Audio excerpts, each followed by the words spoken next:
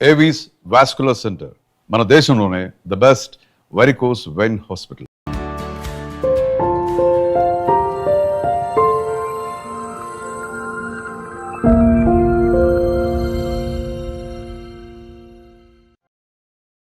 ఇంట్లో 5 పిల్లలుంటే సందడి సందడిగా ఉంటుంది.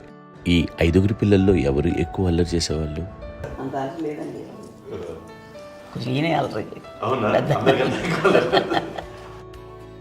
అమ్మ ఇక్కడ ఒకటి అల్లరికి, హుషారుకి, చలాకితనానికి, చిలిపితనానికి ఆ తేడా తెలుసుకుని చెప్పమ్మా. అల్లరంటే ఇప్పుడు నా ఇమేజ్ ఏమైపోద్ది, అల్లరంటే అల్లరుడు అని, నేనేమో చాలా రాముడు మంచి బాలుడు అనేలాగా నా ఇమేజ్ ఇది. నేను అలాగే చెప్తుండేవాడిని. నా ఉద్దేశం అదే. నేనేమో అల్లరే నన్ను అంటే చలాకితనం అమ్మ అల్లరు అనుకునేది. లేదంటే ఎక్కువ హుషారు కానీ చాలా బాగుండేవాడు అబ్బాయి. ఇంట్లో పనులన్నీ మీకు సాయంగా ఉంటుంది. అవునండి, వాడే చేసేవాడు. అది ఇంట్లో ఎవరు ముట్టుకునేవాడు కాదు. మా నాగబాబు అస్సలు ముట్టుకునేవాడు కాదు. అన్నిటికీ నాకు ఆయన సహాయమే పాపం. నాన్న ఆయన ఉద్యోగం అయిపోయారు. నేను పాక్కుంటూ అలాగా వెళుతూ వెళ్ళిపోయాను. నాకు తెలియదు. తర్వాత అమ్మ చెప్తుంటే నేరుగా మాత్రం కొన్ని కమ్మర కోలు ఉంది నాది.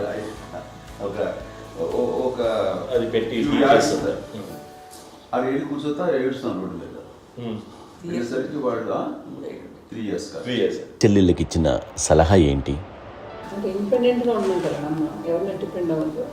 మీ పిల్లల్ని నువ్వే జాగ్రత్తగా నేర్చుకో, ఎవరినైనా చేయకు, డిపెండెంట్గా పెట్టద్దు అన్నాడు. మాకు బాగా ఎక్కువ చెప్తుండేది. నాకు కొంచెం టఫ్ టైమ్స్లో కూడా నీ పాటు నువ్వే ఉండాలి, ఎవరి దగ్గర ఉండదు, ఎవరింట్లో ఉండదు, మా దగ్గర కూడా ఉండదు, మీ ఇద్దరు మటుకు నువ్వే ఉండాలి. అది కష్టం కదండి అట్లా చెప్పడం. చెప్పాను, చాలా తక్కువ చెప్పాను. బట్ నాకు అదే చెప్పాను, ఇండిపెండెంట్గా అట్లా ఒకరి దగ్గర ఉంటూ నీ గౌరవం తగ్గిపోతుంది ఎక్కడ ఉండదు. అది చాలా నాకు చాలా ఇన్స్పైరింగ్ ఉండేది మాట్లాడుతుంది. ఇప్పుడు కూడా అది చాలా హ్యాపీగా అనిపిస్తుంది అని చెప్పింది. అంతే కదా, ఇప్పుడు మనకి ఏదైనా రోగాలు వస్తే చేస్తాను దాన్ని మనమే. బట్ తగ్గించే వాళ్ళు కన్సర్న్ చూపించే డాక్టర్స్ ఒట్టుకోలు ఇద్దరు కింద ఉండొచ్చు, కానీ పోరాడాల్సింది మనమే. నాకు సార్ కొంచెం ఏదో ఒక డిప్రెస్డ్ ఇదేదో వస్తే ఫేస్ ఒకటి నేనేదో ఇంకా మా అందరి నుంచి నేనేదో సపరేట్ అయిపోయినట్టు ఒక సిచ్యువేషన్ వచ్చినప్పుడు అమ్మ నన్ను పట్టుకుని ఐఎమ్ దేర్ ఫర్ ఎస్.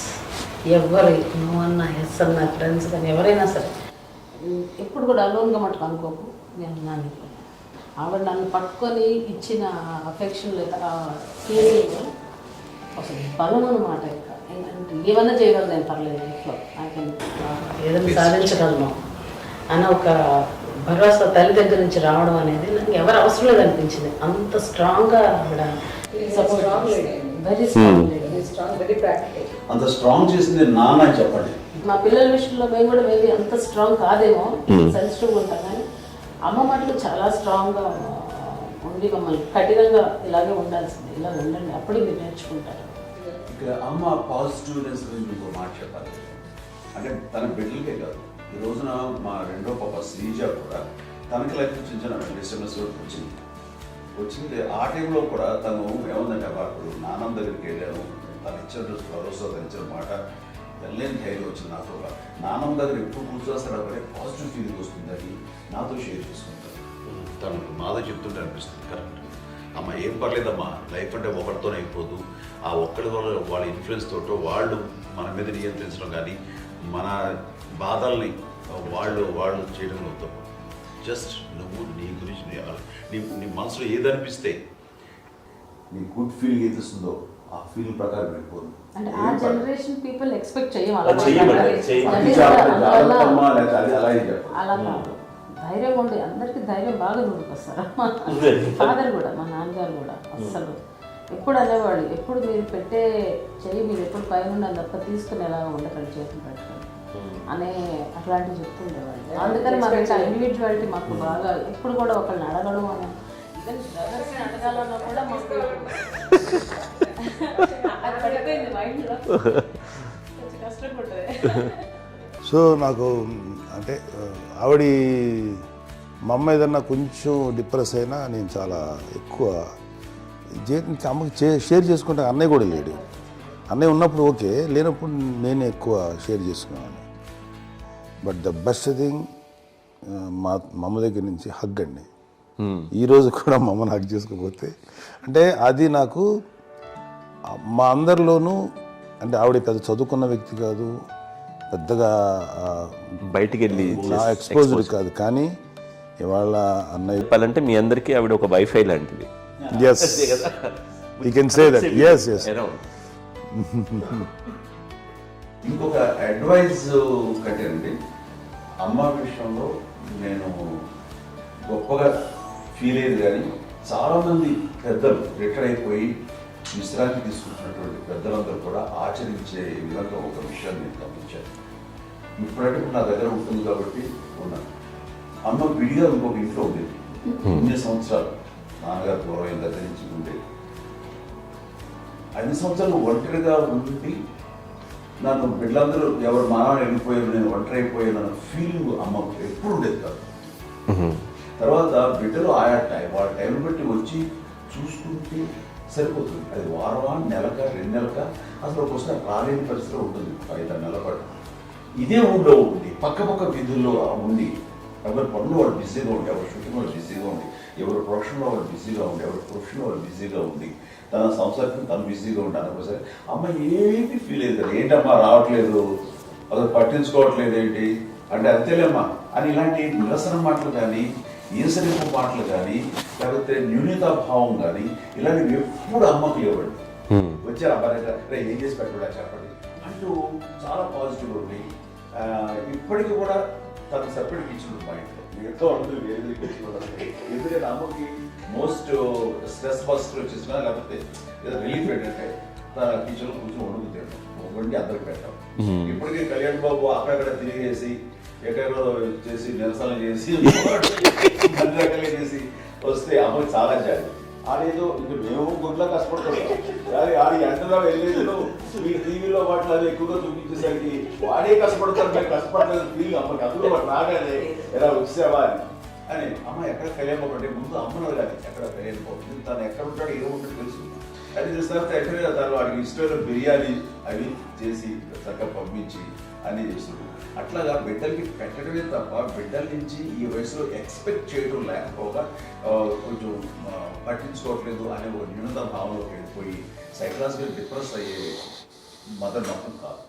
ఆ రకంగా మాకందరికీ భరోసా. మేము కూడా పెద్ద అయినా బిడ్డలు వాళ్ళ ప్రవృత్తి ఉద్యోగరీత్యాల వాళ్ళ వృత్తిరీత్యా వాళ్ళు దూరం అయిపోయి మనల్ని చాలా కమ్యూనికేషన్ గ్యాప్ వచ్చినా సరే బిడ్డలు నాకు దూరం అయిపోయి పట్టించుకోవట్లేదు. ఇలాగే చూసావా వెళ్ళి ఎంత ఇదిగా ఉండేవాళ్ళు గురించి ఇప్పుడు ఏమైపోయానో అని ఇంత కించెం బాధపడలేదు వాళ్ళకి అంటూ నెగిటివ్ సైడ్ ఆలోచించే విధానం లేనే లేదు.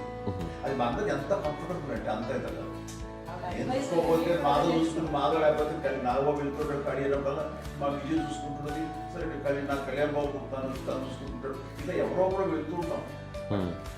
అమ్మ మాత్రం అది వెరీ గుడ్ హెల్దీ.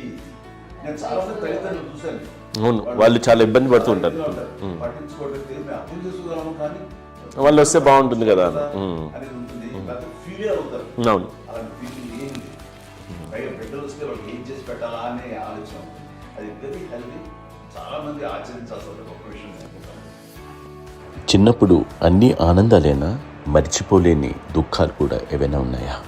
అమ్మ చెప్పాలంటే ఓపికకి, గృహిణిగా తన బాధ్యతలు నిర్వర్తించడానికి అండ్ అన్ని రకాలుగా టేకింగ్ కేర్. దీనికి ఒక మంచి ఉదాహరణ నేను చెప్పగలను.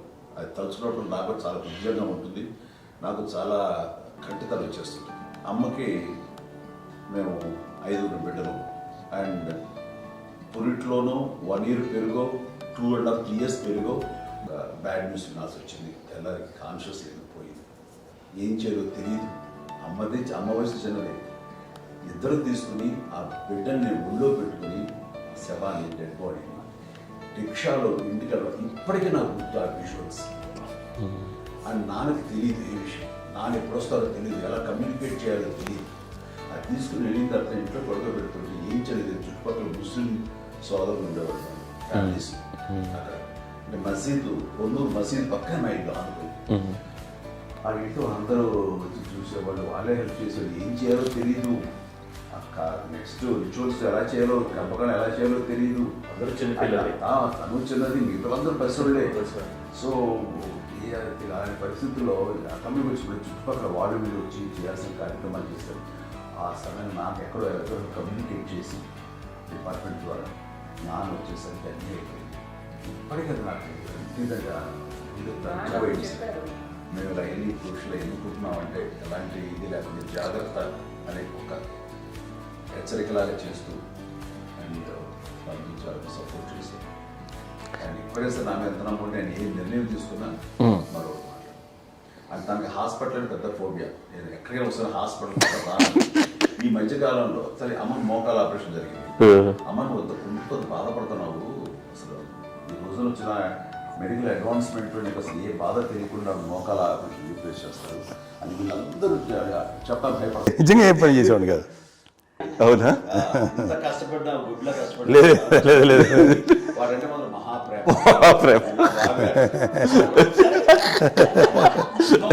నేను చూస్తున్నాను దగ్గర ముందు పెట్టినావు ఆర్టిస్ట్ కాబట్టి వ్యక్తీకరించిన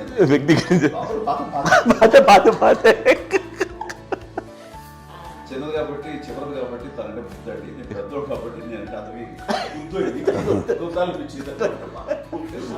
ఎక్కువ కష్టపడింది కానీ మా నాన్నగారి చేతిలో ఎక్కువ అంటే నాన్న బాగా కోపం ఎక్కువ అనుమానించింది కానీ అన్నయ్య పాపం బాగా దొరికేసేవాడు పాపం.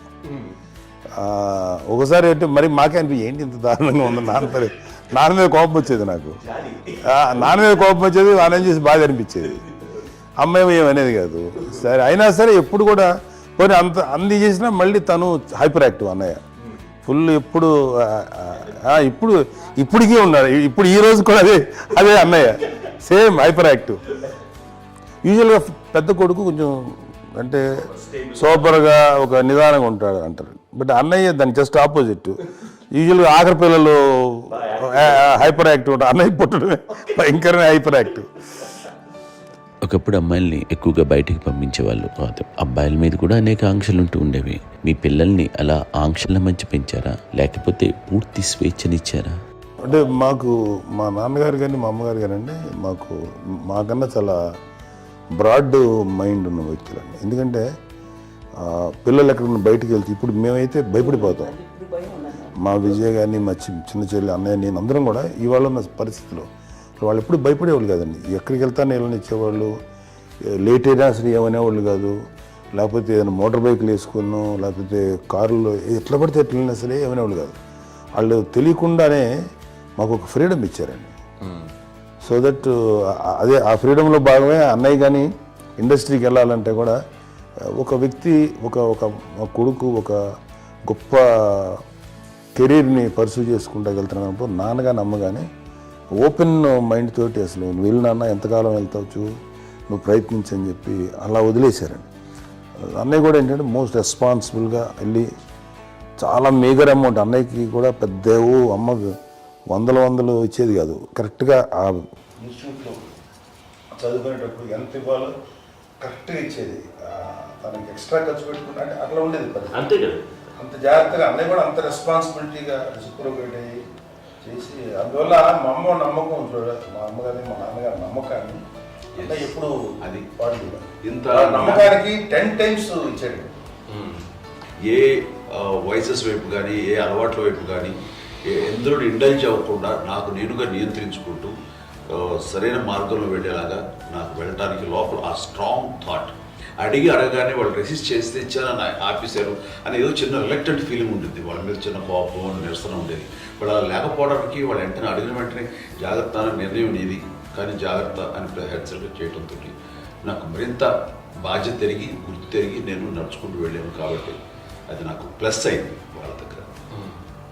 అంటే మదర్ అంటే తల్లి అనే కాదు, మదర్ ఫిగర్ ఎవరిచ్చినా సరే అది నానైనా తల్లితో సమానం అనుకుంటాను. నాగో చెప్పినట్లుగా అట్లాగా అలసిపోయి వచ్చిన నాకు కాళ్ళు నొక్కుతుంటే నాకు భయం వేసేసేది. ఆ తర్వాత పడుకో గదవాయించేవాడు, అది కూడా కోపం. అంటే ఉదాహరణ అంటే మళ్ళీ అదే నాకు తిడతారు, ఎందుకు కాలు పడుకుని ఎక్కడ నిద్ర వస్తుంది నాన్న.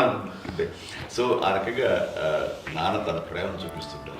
ఆ తర్వాత గోండా టైప్లో కూడాను నేను ట్రైన్ కింద వెళ్తుంటే నాన్న అక్కడే ఉన్నారు, రాజమండ్రి దగ్గర ప్రాంతంలో. ఆయన చాలా కోపం చేస్తుంది, ఇలాంటి చేస్తుంటావు నువ్వు, ఏదైతే ఏంటి అనేది చెప్పి, ఏం పర్లేదన్నా ఏమవుతుందో అన్ని రకాల సేఫ్టీ అన్ని రకాల జాగ్రత్త చూసుకున్నాం. ఈ రోజు ఉన్నంత సేఫ్టీ అప్పుడు లేదు. అయినా సరే రేపు పొద్దున నీ కొడుకులు ఇలాంటి పరిస్థితులు నీకు తెలిసి వస్తారు అప్పుడు అనేవాడు. ఎన్నిసార్లు ఆ మాట అనేవాడు. నాకు నిజంగానే మగధీర టైంలో గుర్ర వ్యక్తుడి ఆ రోడ్డు మీద పడిపోయాడు అని అన్నప్పుడు అక్కడ ఆ ఫస్ట్ టైం ఆ ఫీలింగ్ కలిగింది. అలాగే పీటర్ హెయిన్స్ అనేవాడు ఆ ఫస్ట్ మగధీరలో జంప్ చేస్తారు, మోటార్ బైక్ జంప్ చేసినప్పుడు ట్రైల్లో పీటర్ హెయిన్స్ అంత హైట్ నుంచి 20 feet 25 feet హైట్ నుంచి పడిపోయి మొత్తాన్ని బోన్స్ ఇరగొట్టుకునేవాడు. 7 నెలల పాటు వాడు ఇప్పుడు హాస్పిటలైజ్డ్. అది వీడైతే ఏమో తలుచుకుని భయం వేసేసేది. అప్పుడు నాన్న గుర్తుకు వచ్చేవాడు, ఓహో వాళ్ళ టెన్షన్ ఇంతే లేవు, మనకి మన కొడుకు వస్తే తెలియదు ఈ మాట నాన్న ఎప్పుడు అన్నారని అనిపిస్తుంది. Sweet memories my daddy. అత్త కోడళ్ళ మధ్య అనుబంధం ఎలా ఉంటుంది? సురేఖ్ గారితో మీకున్న అనుబంధం గురించి చెప్తారా? మాకండి కోడలు కాదు, నా కూతురండి. అంత బాగుంది. ఇది ఒక అందమైన ఉమ్మడి కుటుంబం, అందరూ కలిసి ఉంటారు. ఇంత ఆనందంగా ఉండడానికి కారణం ఏంటి? దీనికి పునాది ఎవరే వేశారు? మా నాన్నగారి క్వాలిటీ నేను ఎగ్జాంపుల్ చెప్పగలను. అమ్మ వాళ్ళ ఇంట్లో పెద్దది, వాళ్ళ నాన్నగారు అంటే మా తాతయ్య గారు అమ్మ కాకుండా 4 బిడ్డలు, అమ్మ తర్వాత అబ్బాయి తర్వాత 3 ఆడపిల్లలు. వాళ్ళు ఏంటంటే రాకరావిడి నాగబాబు కంటే కూడా చిన్నమ్మ, అది ఆ వయసు అంత చిన్నవాడు. అమ్మ మా పిన్నమ్మని నాకంటే చిన్నవాడు. అలాంటి పిన్నమ్మల్ని ఆయన వీళ్ళ నాగ చనిపోయిన తర్వాత తన ఫ్యామిలీ అన్నట్టుగా నాన్న పెంచారు. నాన్న కూడా అరాపురా శాలరీ మీద బతికేదే తప్ప కూడా కాదు. సో తనకు మిగిలిన దాంట్లో మళ్ళీ ఆ ఫ్యామిలీని చూసుకోవడం, మా అమ్మమ్మని చూసుకోవడం, వాళ్ళ మంచి చెడు చూసుకోవడం. వాళ్ళకు ఇల్లు మాత్రం ఉంది మొగల్తూరులో. ఆ ఇంట్లో వాళ్ళు అద్దెకు వస్తే ఆ కొంచెం డబ్బు నానిచ్చేయడం, అక్కడ పొలం కొనిచ్చారు, ఆ పొలం మీద వచ్చే డబ్బుతోటి అంతా బాగా చూసుకోవాలి తన ఫ్యామిలీ లాగా. కాబట్టి నాన్న ఫస్ట్ సూత్రధారి, అమ్మ కూడా ఫ్యామిలీ బాండింగ్ టుగెదర్నెస్ అనేది స్ట్రాంగ్గా ఉండటానికి నాన్న ఏర్పాటు చేసినటువంటి బీజం. అది అమ్మ కంటిన్యూ చేస్తుంది. మేము ఇవన్నీ చూసి మేము నేర్చుకుని మేము టుగెదర్ అట్లాగా ఉంటాం. అందునే we're very rich in terms of emotional bonding. ఇప్పటికే ఎవరికి ఏ కష్టం వచ్చినా, ఎవరికి ఏది ఇబ్బంది వచ్చినా సరే మొత్తం అందరం గుమిగూడిపోతాం. ఏ లెవెల్గా వెళ్ళిపోయి మోర్ సపోర్ట్ చేస్తాం. అంటే వీ డోంట్ ఎక్స్పెక్ట్ ఇంకా అంతమంది ఏముంటుంది, ఎస్ ఒకరినొకరు భరోసా. అది మా ఫ్యామిలీ మేము వెరీ స్ట్రాంగ్ అని చెప్పాలి. పెద్దవాడిని కాబట్టి అవకాశం నాకు వచ్చింది కాబట్టి అమ్మ ఇది ఎప్పుడు ఎవరు కొన్ని విషయాలు నాగబాబు సపోర్ట్గా ఉంటాడు, నాగబాబు ఉండి వాడు ఉంటాడు భరోసా. అలాగే ఆడపిల్లలు మీ అందరిలోనూ అమ్మని ఎవరు ఎక్కువ జాగ్రత్తగా చూసుకుంటారు? ఎందుకంటే ఎగ్జాక్ట్లీ మేము కూడా గమనించలేని సున్నితమైనటువంటి ఇష్యూస్ లైక్ హెల్త్ విషయం కానీ, అమ్మ మూడు కానీ, అన్నయ్య ఎంత క్యాజువల్ ఎంత బిజీగా ఉన్నా ఒక అమ్మాయి ఉంటుంది. అలాగే చాలా చిన్న చిన్న విషయాలు కూడా చాలా మెడికల్ ఇంట్రెస్ట్. అందుకని మాకు అన్నయ్య ఉన్నాడు, అన్నయ్య దగ్గర ఉన్న అమ్మ అంటే ఇంకా ఎక్కువ రిలాక్స్ అయ్యాను. అన్న దగ్గరికి వచ్చాక మేము అందరం చాలా కంఫర్ట్ అయిపోయాం. ఎప్పుడు ఎవరు కొన్ని విషయాలు నాగబాబు సపోర్ట్గా ఉంటాడు, నాగబాబు ఉండి వాడు ఉంటాడు భరోసా. అలాగే ఆడపిల్లలు ఇట్లా ఒకళ్ళొకరు అండి కాంప్లిమెంటింగ్ టు ఈచ్ అదర్ అండి. అది ఒక్కరు కాదండి, అది వాళ్ళు ఆమె చూపించే ప్రేమగా నేను చెప్పగలను. కానీ బట్ దీని అందరూ సూత్రధారి నాన్న తర్వాత అది అమ్మ మెయింటైన్ చేస్తుంది. ఇప్పుడు అమ్మ నా ఇంట్లో ఉంది అంటే మనవాళ్ళు వస్తారు, మనవాళ్ళు వస్తారు, ఆడబిడ్డలు వస్తారు, వెలుబిడ్డలు వస్తారు, ఇల్లు ఎప్పుడు కలకలాడతారు అమ్మ. అది మేమందరం ఆచరిస్తున్నాం పండగలకి పబ్బాలకి. అది నిన్న మొన్న నాగబాబు వచ్చి చాలాసేపు కూర్చున్నాడు. నేను ఇంట్లో లేకపోయినా వచ్చి నాగబాబు కూర్చొని టైం స్పెండ్ చేసి వెళ్ళిపోతుంటాడు. అలాగే చెల్లెలు ఇద్దరు ఆల్మోస్ట్ ఎవ్రీడే మాత వస్తుంటుంది, తను కూడా వస్తుంది. నిన్న సాయంత్రం కూడా వచ్చి ఉంటుంది అమ్మా, మధ్యాహ్నం వచ్చి కదా వచ్చి ఇక్కడే భోజనం చేసుకో అలా ఉంటుందండి. ఈ తరం వాళ్ళకి మీరు ఇచ్చే సలహా ఏంటి? ఏంటంటే బాగుంటుందండి. పిల్లలు తల్లి కలిసి ఇంకా అక్కడేళ్ళ తమ్ముడు అందరూ కలిసి అన్నీ ఉంటా సంసారం నిలబడుతుంది. లేకపోతే ఏముందండి ఇక్కడ వెళ్ళిపోతారు, విడిపోతే ఎక్కడే పడవాలి అంటే ప్రేమలు ఇప్పుడు లేవండి, తగ్గిపోయాయి. మెకానికల్ చాలా మటుకు ఏదో ఇంకా వాళ్ళ పనులు చేసుకోవడం ఏదో జరిగిపోతూ ఉంది అనుకోండి. అంత ప్రేమలు ఎక్కడ లేవండి ఇప్పుడు ఈరోజు.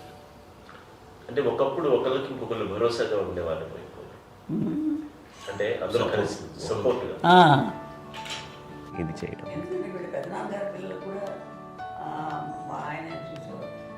మా నాన్నగారు అన్నయ్య గారు నాన్నగారు వాళ్ళ బిడ్డలు కూడా వాళ్ళ ఇక్కడే బిడ్డలు కూడా ఉన్నారు. నేనే పెళ్లి చేశాను. వాళ్ళని కూడా అమ్మాయి వాళ్ళకి భావించింది ఎన్ని ఆస్తులు వచ్చాయి ఫిజికల్ గా అనే దాని మీద కంటే కూడా ఇవి ఆస్తిగా తీసుకుంటూ నేను విలువ ఎరిగి గుర్తెరిగి దాని ప్రభావం తెలుసుకుని అది కనుక మనం ఇచ్చుపుచ్చుకుంటే ఫ్యామిలీలో అంటే దాన్ని మించినటువంటి ఉంటుంది.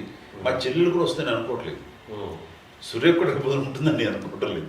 అలాంటి గొప్పగా ఇది అండ్ ఆ రకంగా షీస్ వెరీ చాలా గొప్ప జన్మ. అమ్మకి చిన్న మానసికంగా చిన్న ఏదో ఒక డిప్రెషన్ అది వచ్చింది. ఏదో నాన్న గుర్తుకొచ్చో నాన్న లేరనో లేకపోతే వాళ్ళ అమ్మగారు కూడా అదే టైం చనిపోయారనో తన దగ్గర ఉంటారు ఏదో ఉన్నప్పుడు మేము అందరం సపోర్ట్గా ఉండి మా కొన్నాళ్ళు నా దగ్గర ఉందిగా అని చెప్పేసి అప్పట్లో అమ్మ వేరేగా ఉంది. ఉన్నప్పుడు ఒకటే మాట అమ్మ నీలాంటి గర్భం అంటే అంజనమదే గర్భం అని బయట ఎన్నోసార్లు నా ఫ్రెండ్స్ కానివ్వండి బయట కానివ్వండి కొన్ని సందర్భాల్లో మీటింగ్లో కానివ్వండి స్పీచెస్లో కానీ అన్నవాళ్ళు ఎంతోమంది అన్నారు. వాళ్ళ మాట అంటే రీజన్ తెలుసా నీకు? కోటాను కోటల్లో ఎంతమంది తల్లులకు నీకు వచ్చిన అదృష్టం నీకు లభించినటువంటి వరం ఎవరు లభిస్తున్నావు? బిడ్డలు ఎంతో మంది చేత కొనియాడబడుతున్నారు, ఎంతో మందికి సహాయపడుతూ ఆ రకంగా వాళ్ళందరి యొక్క ఆశీస్సులు పొందుతున్నారు. కానీ ఎంతో మందికి నిరంతరం హెల్ప్ చేస్తూ వాళ్ళ ఇది చూసుకుంటున్నారు.